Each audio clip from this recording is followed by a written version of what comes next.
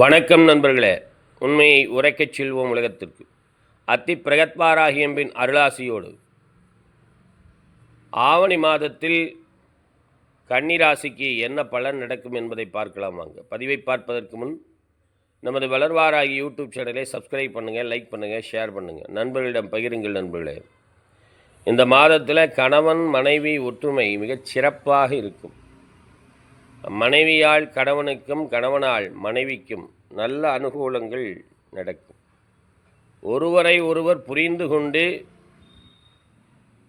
அவர்களுடைய எதிராளியின் இஷ்டப்படி வாழ்வியத்தை நடத்துவாங்க. அது ஏங்க அப்படின்னு சொன்னால், உங்களுடைய ராசிக்கு 7ஆம் இடத்ததிபதி குரு பகவான் உங்களுக்கு அற்புதமான அனுகூலத்தை இந்த மாதத்தில் செய்யப்போகிறார். அதே போல் 7ஆம் இடத்தில்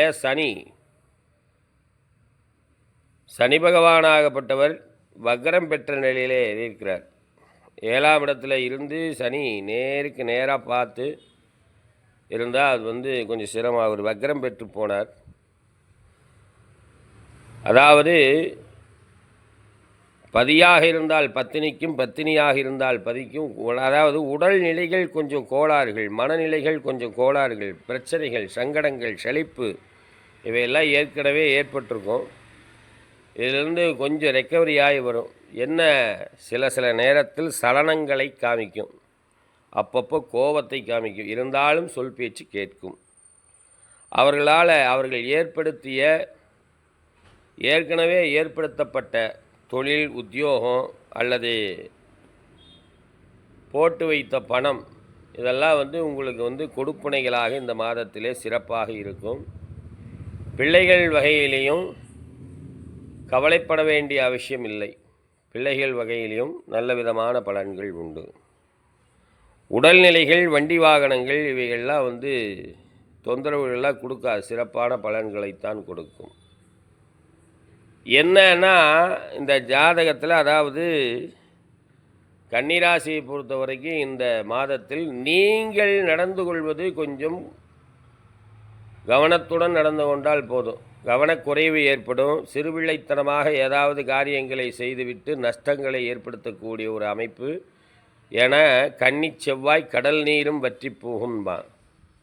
அப்படின்னா என்ன அர்த்தம்னா, சிறுபிள்ளைத்தனமாக ஏதாவது செய்து விடுவார்கள் கன்னிராசிக்காரர்கள், கன்னியிலே செவ்வாய் வந்தால். ஆனால் அதே சமயத்தில் கவனமாக இருந்தால், முடிந்த வரை கவனமாக இருந்தால் சிறப்பான பலன்களை இந்த மாதத்தில் அடையலாம்.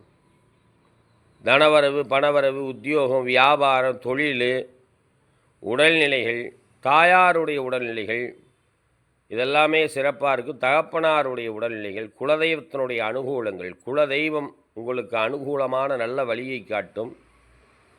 அதே போல் இஷ்ட தெய்வம், வழிபாட்டு தெய்வங்கள், கிராம தெய்வங்கள் இவைகளை வழிபாடு செய்வது மிகவும் சிறப்பானதாக இருக்கும். லட்சுமி நாராயணனை வழிபாடு செய்யுங்கள். இந்த மாதத்தில் அற்புதமான செல்வம் பொங்கி வழியக்கூடிய ஒரு அமைப்பு இந்த மாதத்தில். நீங்கள் செய்கின்ற காரியத்தில் மட்டும் ஒரு முறைக்கு பல முறை யோசனை செய்து அந்த காரியத்தில் ஈடுபடுவது சிறப்பு. இல்லைனா நீங்கள் செய்கிற காரியம்தான் உங்களுக்கும் பகையாகும், மற்ற குடும்பத்தாருக்கும் பகையாக வரக்கூடிய அமைப்பு.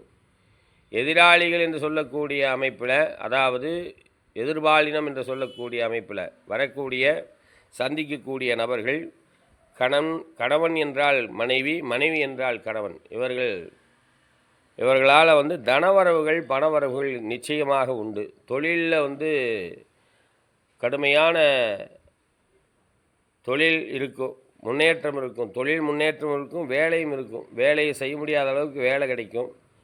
அதையெல்லாம் நீங்கள் சிறப்பாக, அதாவது கரெக்டாக டைரெக்ஷன் பண்ணி செஞ்சீங்கன்னா சிறப்பான பலன்கள் இந்த மாதத்தில் உண்டு.